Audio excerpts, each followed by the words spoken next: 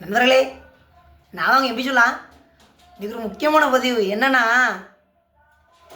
எனக்கு திருநீர்னால் ரொம்ப பிடிக்கும். நான் எந்த கோயிலுக்கு போனாலும் நான் திருநீர் வாங்கின உடனே வாயில் ஓட்டுருவேன். அப்போ எனக்கு அப்படி பிடிக்கும். ஆனால் எனக்கு பிடிச்ச திருநீரை எதிர்மாங்க இங்கே பாருங்க, கந்தவிளாசு கந்தவிளாசு திருநீர்.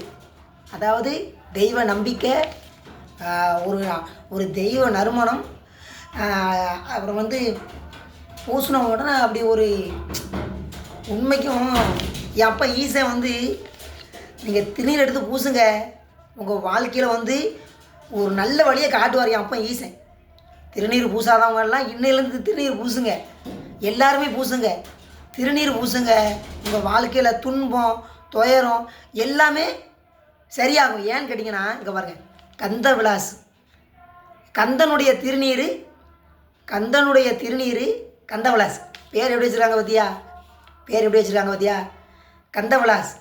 அதாவது என் அப்பன் கருணை கடவுள் முருகப்பெருமான், என் அப்பன் ஈசன் எல்லாருமே இருக்கிறாங்க. எல்லாருமே திருநீர் பூசுங்க, எல்லாருமே திருநீர் பூசுங்க. என் அப்பா வந்து ஒரு நல்ல வழியை காட்டுவார். என் அப்பா ஈசன் வந்து உங்கள் எல்லாத்துக்கும் நல்ல வழியை காட்டுவார். ஆனால் இருந்தாலும் திஸ் பெஸ்ட் இஸ் பெஸ்ட் அப்படின்னு சொன்னால் எனக்கு பிடிச்ச திருநீர், நான் எல்லாருக்கும் சொல்ல வர்றப்பா, எனக்கு பிடிச்ச திருநீர்னா அது நம்ம கந்தவிலாஸ் திருநீர் தான். நான் இனிமேல் நான் பழனிக்கு போனேன்னா ஒரு கிலோ எங்கள் வீட்டுக்கு வேண்டி போகலான்னு இருக்கேன்.